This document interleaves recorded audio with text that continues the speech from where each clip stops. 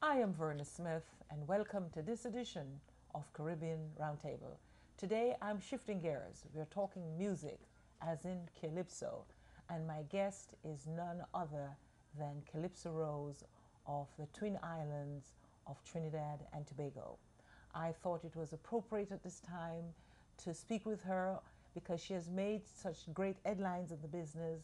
She started at an early age, and many women in the business now are actually standing on her shoulders. So today, my guest is Calypso Rose, and we are going to hear about her music, her work, and her dedication to represent Trinidad and Tobago and the region in terms of a cultural ambassador. Calypso Rose, welcome to Caribbean Roundtable. Thank you, and happy for inviting me here today. Thank you. Now, I understand that you started out very early in the business. As a matter of fact, I understand you started at age 15. Tell 15, us that's what correct. it was like then and what prompted you to want to be a Calypsonian. Well, what prompted me, I used to be singing, writing my little notes at school and singing at school. One Sunday, my aunt sent me to the market to do some Sunday shopping, and I saw an incident. And then I went home and told my aunt about the incident. And then I started writing. At that time, I didn't have a guitar, so it was my feet and my fingers start doing the work. And I wrote the calypso called Glass Thief, that I saw this guy stole a pair of glass out of Lady Eye and start to run. And then at school, I will sing that. And every little function I attend, I will sing my Glass Thief. Until 1956, Dr. Eric Williams came into power, and I was sent to Tobago. I went home to see my family in Tobago, and then I was asked to come to sing a calypso for Dr. Eric Williams. And that's when I sang, well, Tobagonian boys, stay in your island and rear your falls. Jade went into the market to buy a piece of ice, and a fellow snatched the glasses from off the eyes. Wow, wow, And then Dr. wow. Williams told me, he said, oh, you are very good. You should be in the Calypso tent in Trinidad singing. And that's where I started. Great start. Wow, I'm ready to listen to music. Now, age 15. So you started there, and how did you, in 1987, 1988, you won the title, the Road Monarch. 1977, I won the first road march by the tune called Give Me More Tempo. Some people call it Going Down San Fernando. And 1978, I came and I did a repeat with more damaging effect. When I say damaging effect, before 1978, there were the Calypso King competition. And I have been knocking upon the doors for many years, and they used to be afraid. If Calypso Rose win the crown now, what will we call her? We can't call her Calypso King. So 1977, when we became a republic nation, there everything changed, because in a republic nation, there are no kings. Yeah, but they are not And there are kings no anyway. queens. If they are Yeah, but I you should know, say, if they are but kings, they are queens. they are queens. So that shouldn't be so hard. So they changed the name to the Calypso Monarch for 1978. And there I sailed right in, and I won the Calypso Queen for the fifth year.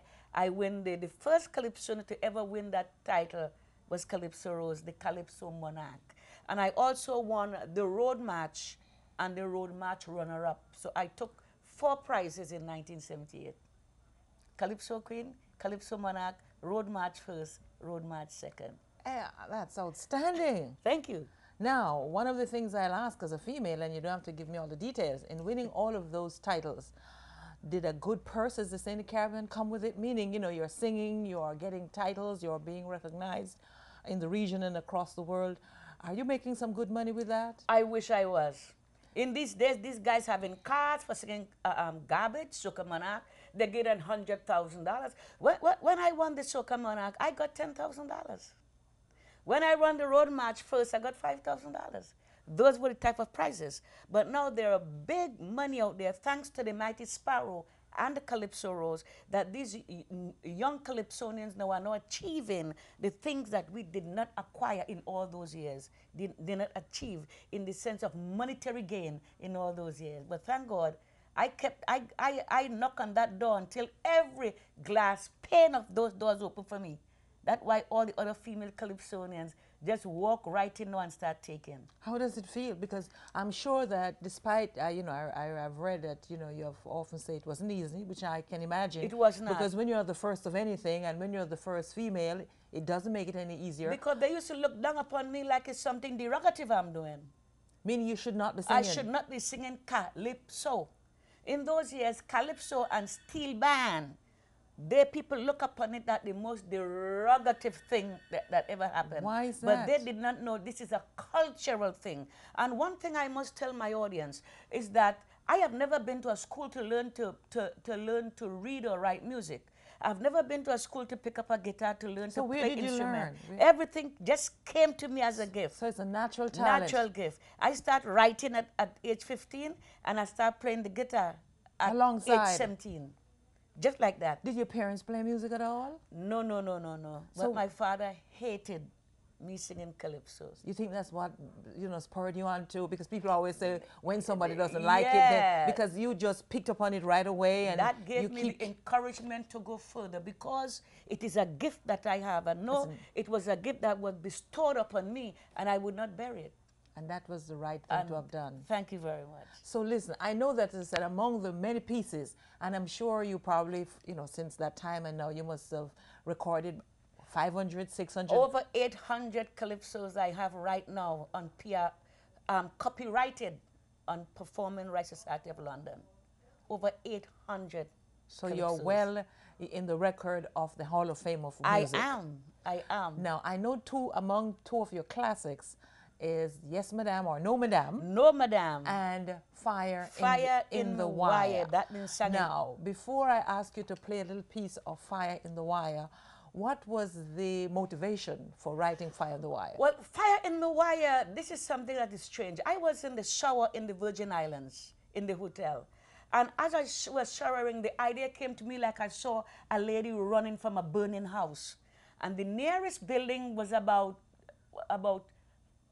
1 mile.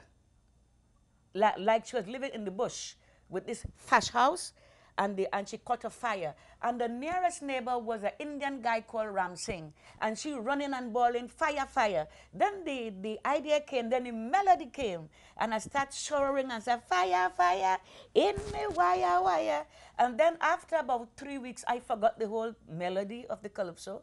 Then when I went to Barbados, the whole thing came back to me. And that I sat down in Barbados, and I finished write the whole of Fire in the Wire. So again, it was like an inspiration. Well, why don't you play a little part of it for us? Sure. So those who have not heard will know about it, and those who know it will get a little taste of it. Sure. I heard a boy like somebody crying. I just couldn't imagine what was happening. I saw this old lady running, calling out to she neighbor Ram Singh. Neighbor, neighbor, come oh Lord, me house on fire. Man, if you hear she fire, fire, in me wire, papa.